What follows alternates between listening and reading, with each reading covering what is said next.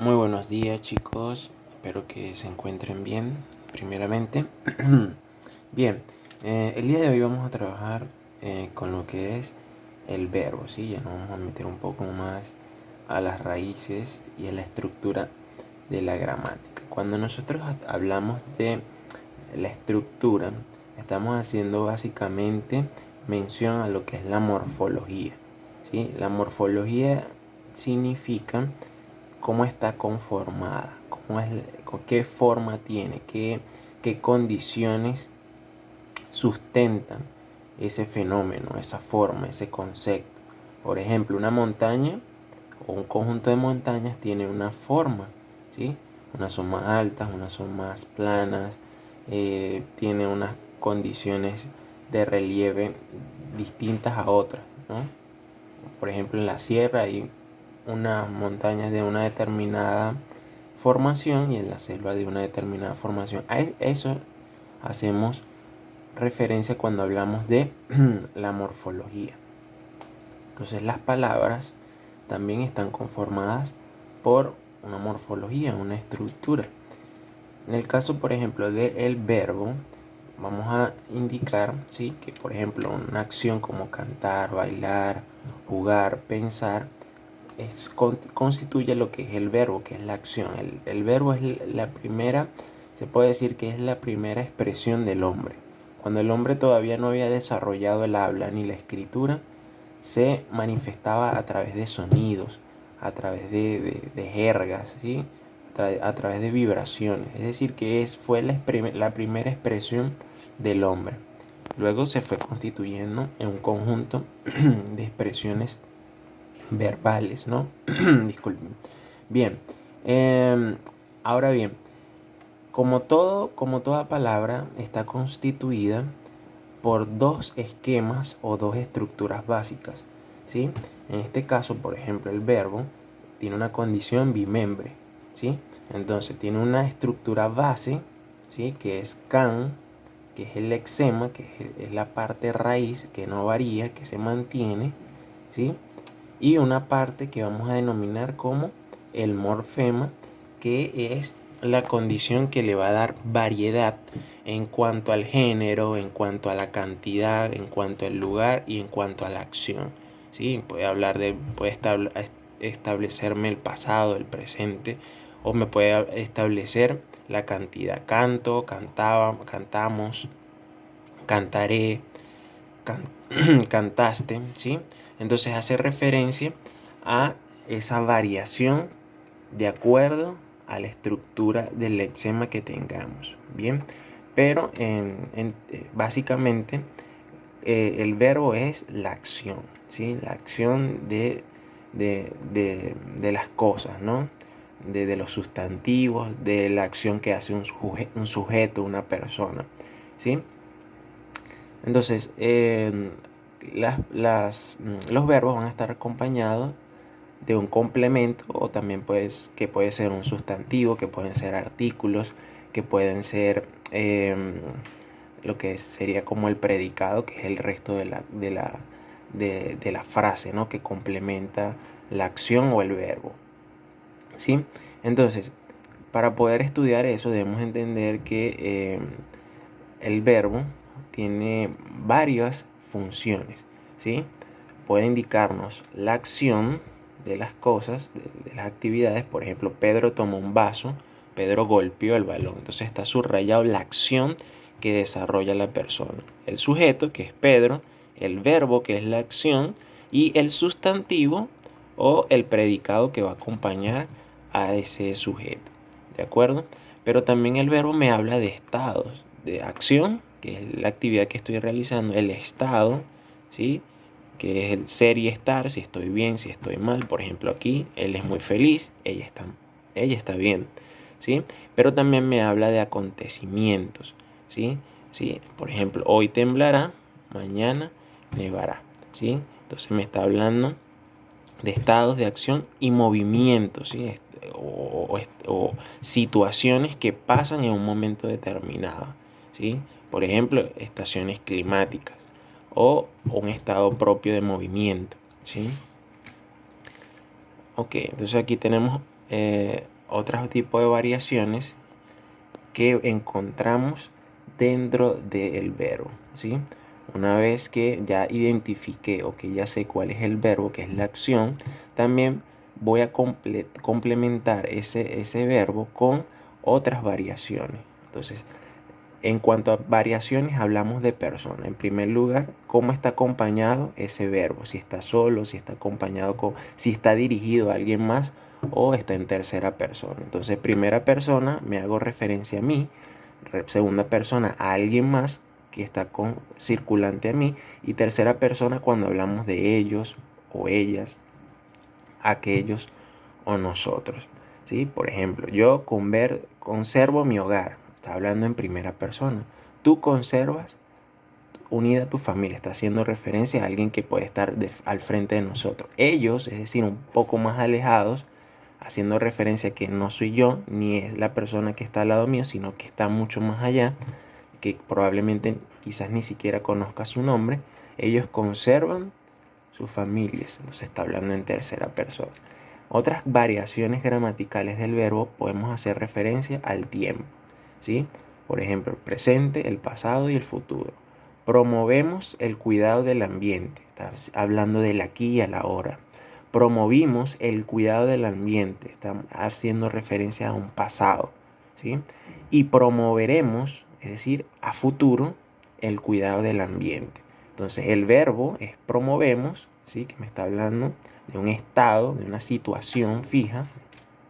El resto de la información que complementa ese verbo, pero está haciendo referencia al verbo a un tiempo verbal, presente, pasado, futuro, y aquí estábamos haciendo referencia, cuando hablamos de personas, al yo, al tú, y al ellos, perdón, que hace referencia a primera, segunda y tercera persona.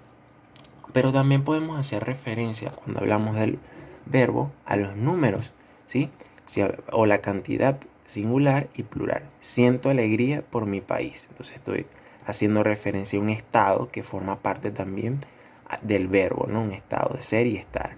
Sentimos alegría por nuestro país. Entonces ya no está hablando de una persona, sino de dos o más cantidad. Está referido a singular y plural. Y tenemos también los modos, ¿sí? Aquí vamos a hacer un poco más de énfasis. Por ejemplo, el modo indicativo expresa un hecho real, ¿sí? Un hecho que constantemente, un hábito, una actividad que constantemente realizamos, ¿sí? Una actividad que puede ser tanto en el pasado, en el presente o en el futuro, pero cuando hacemos referencia a indicativo, que es una actividad que es palpable, que es una actividad que es constante para mí, para otra persona o para un conjunto de personas. Entonces, por ejemplo, aquí tenemos alcancé aquellos guías, ¿sí? Ahí está haciendo referencia a futuro, ¿sí? Pero lo que me interesa aquí en esta modalidad, de este modo, es que está haciendo referencia a una actividad que se expresa en un hecho real, ¿sí? Veamos otras características para que sea mucho más claro. En el caso de los imperativos, hace referencia a expresar un ruego o un mandato. Es decir, que si aquí tiene un tono mucho más horizontal, suave, flexible, cuando hablamos de imperativo, son aquellas acciones o aquellas palabras que van a hacer referencia a un mandato, a una actividad que es firme, que es una actividad incuestionable. ¿Qué significa incuestionable? Que no puedo rechazar.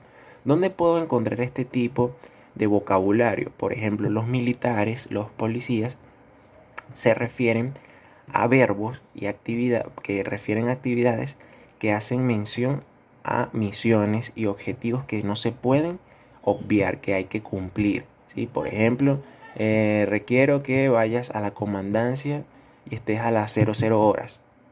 Ya. Entonces, el objetivo de ese mandato o esa expresión utiliza verbos que dan referencia a una actividad firme, incuestionable. Por eso se hace referencia a que es imperativo, ¿sí? Por ejemplo, cuando una persona nos indica que debemos de limpiar nuestro cuarto, ¿sí? Limpia tu cuarto ya. Lo quiero hoy mismo. Entonces está haciendo referencia a un modo de verbo imperativo, ¿sí? Por ejemplo, alcanza a esos guías. ¿sí? Vean la expresión alcanza esos guías. No te está diciendo por favor, ni mañana, ni podrías, te gustaría. No, alcanza, ¿sí? Y encontramos también los que son los subjuntivos, que expresan hechos probables. Cuando expresamos verbos que tienen por esencia incredulidad o miedo o ansiedad o sí, cuando deseamos, cuando no estamos seguros de algo, entonces estamos haciendo referencia a los verbos con un modo subjuntivo. Ojalá alcancemos a esos guías. Me gustaría alcanzar esos guías. Quizás los alcancemos. Entonces estamos haciendo al verbo de tipo subjuntivo porque expresa hechos probables que podrían ocurrir, ¿sí? O que están plagados de deseos, ¿sí? De que quisiera hacer algo, pero todavía no lo he podido materializar. Entonces hacemos un breve repaso. Los indicativos son aquellos que se expresan en el aquí y el ahora, que expresan actividades constantes y que son reales. Por ejemplo, el chico patea la pelota, por ejemplo. Entonces me está haciendo referencia a una actividad y me está indicando qué está haciendo, por lo tanto es real, por lo tanto es coherente. ¿De acuerdo? El imperativo, que lo coloqué, digamos, con una cara un poco molesta, de un chico molesto, hace referencia entonces a mandatos, actividades que no podemos dejar de lado.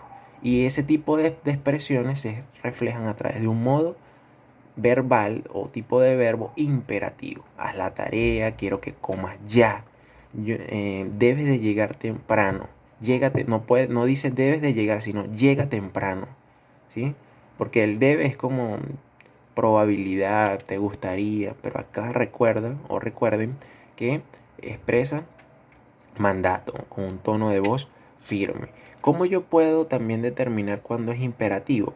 Por ejemplo, cuando tiene signos de admiración, por ejemplo, para como signo ortográfico de ayuda, para hacer más peso y hacer con mayor intensidad las palabras que quiero expresar. Entonces, cuando si necesito identificar un verbo de forma imperativa, primero, bueno, debo de establecer el tono, ¿sí? Si manejo un tono fuerte, firme, ya sé que es imperativo. Pero adicionalmente a eso también puedo encontrar los signos de admiración que hacen referencia a expresiones, ¿sí?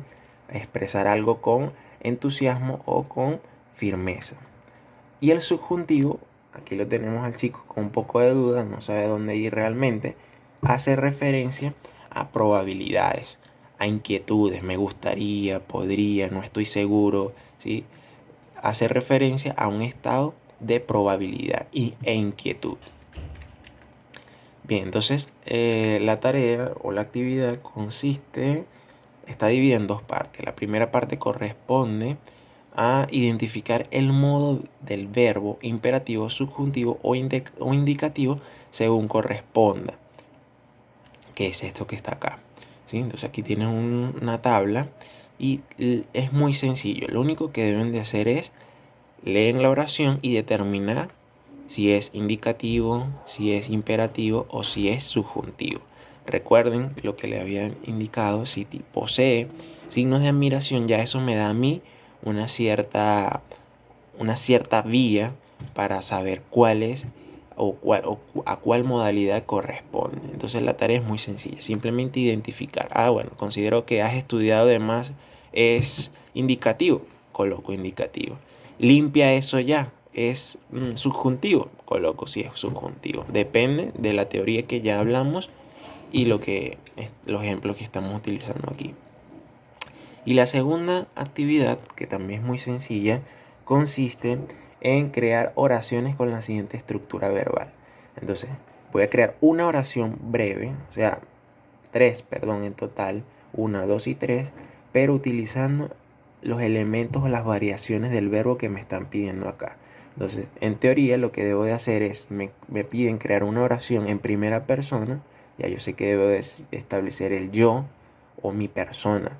Subjuntivo, a establecer duda, inquietud, ¿sí? Y en pasado, ¿sí? Una breve oración que tenga estas tres herramientas.